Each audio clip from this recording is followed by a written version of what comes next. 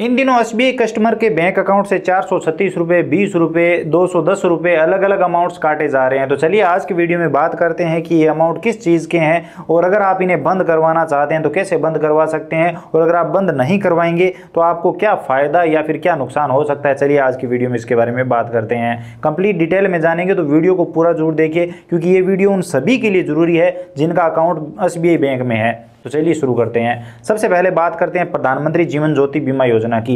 इस योजना के अंतर्गत आपके खाते से हर साल 436 रुपये काटे जाते हैं। इस योजना का फ़ायदा क्या है? तो फ़ायदा ये है कि अगर आपकी एक्सीडेंटल डेथ हो जाती है तो आपके परिवार को 2 लाख रुपये मिलते हैं, और अगर आपकी ऐसे ही कोई दुर्घटना में डेथ हो जाती है, सीधे डेथ हो जाती है, तो भी 2 लाख रुपये आपके परिवार को मिलते हैं। तो ये है प्रधानमंत्री जीवन ज्योति बीमा योजना। अब अगर आप इसको कंटिन्यू रखना चाहते हैं तो आपको 436 रुपये हर साल बैंक को देने होंगे, तब आपकी ये इंश्योरेंस जो पॉलिसी है वो कंटिन्यू रहेगी।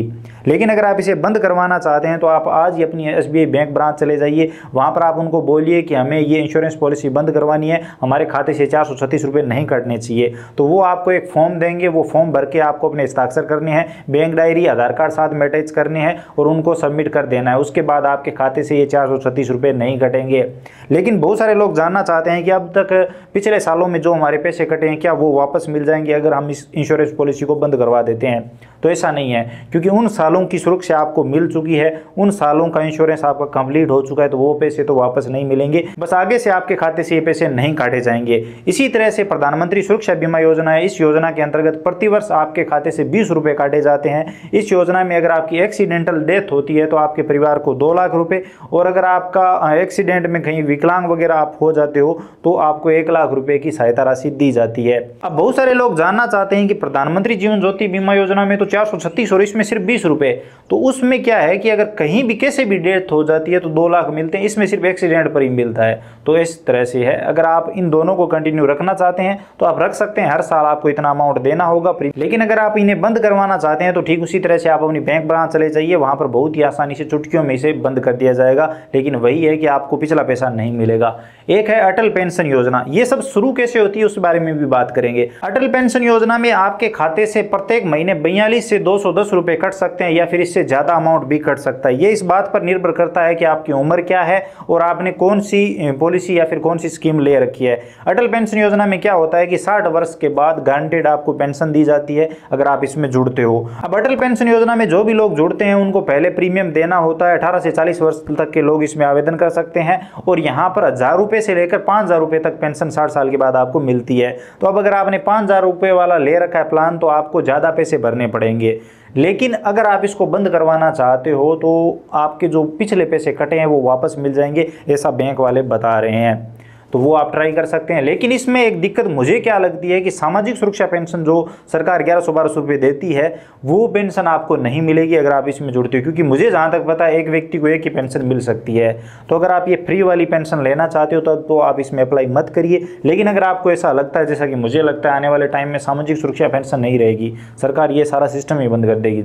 जब हम 60 साल के करीब पहुँचेंगे तब तक ये सिस्टम बंद हो जाएगा। तो अगर आपको लगता है कि ये बंद हो जाएगा और हमें पेंशन चाहिए बुढ़ापे में, तो आप अटल पेंशन योजना में जुड़ सकते हो। बाकी अगर आप बंद करवाना चाहते हो तो ठीक उसी तरह से आप बैंक में जाकर बोलिए और वहां पर इसे बंद कर दिया जाएगा।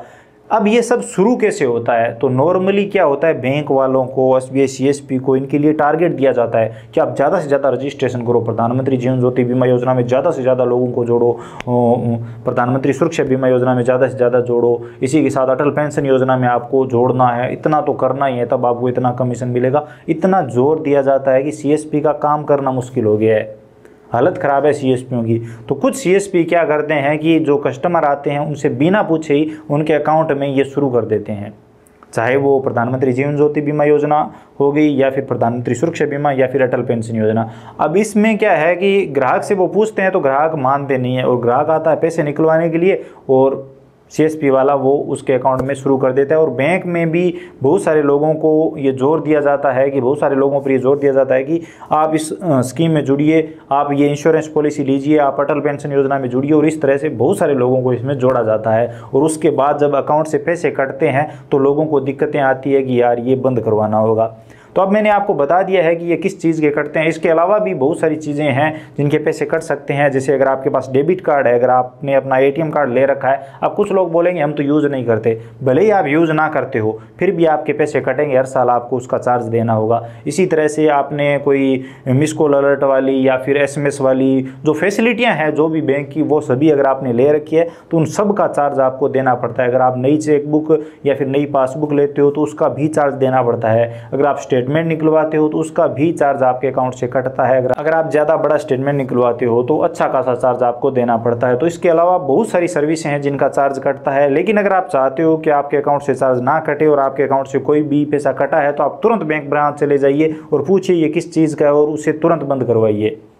लेकिन अगर आपको लगता है ये इंश्योरेंस पॉलिसियाँ और आपके लिए ज़रूरी है, भविष्य कहीं ना कहीं से इनसे सुरक्षित होता है, तो आप इन्हें रख सकते हैं। अगर आप एक SBI CSP हो तो क्या आपको ये नहीं लगता कि CSP पर कंपनी वालों को या फिर बैंक वालों को इतना जोर नहीं देना चाहिए ये पॉलिसियाँ बेचने के लिए, और बैंक वालों पर भी इतना लोड नहीं होना चाहिए? क्योंकि ये पॉलिसियाँ आजकल जो लेना चाहेगा वो ले लेगा। हाँ, ये कर सकते हैं CSP वाले, अपने CSP पर बड़े बड़े पोस्टर लगा सकते हैं, कुछ प्रचार प्रसार कर सकते हैं जिससे जो भी ग्राहक अपनी इच्छा से लेना चाहे वो ले सकता है। किसी पर जोर ज़बरदस्ती नहीं होनी चाहिए, चाहे वो CSP हो, बैंक वाले हो या फिर ग्राहक हो। आपकी क्या राय है? अपनी राय कमेंट सेक्शन में जरूर दीजिए। वीडियो अगर आपको इन्फॉर्मेटिव लगा है तो लाइक जरूर करिए, अपने दोस्तों के साथ शेयर करिए। चैनल पर नए हो तो सब्सक्राइब करके बेल आइकन प्रेस कर लीजिए ताकि आने वाले सभी वीडियो और नई नई अपडेट आप सबसे पहले देख पाएं। इसके अलावा अगर आपके मन में कोई भी सवाल सुझाव है, आप कुछ भी जानना चाहते हो, बताना चाहते हो तो बेझिझक कमेंट सेक्शन में लिखिए, हम जरूर बात करेंगे। चलिए मिलते हैं अगले वीडियो में नई अपडेट के साथ।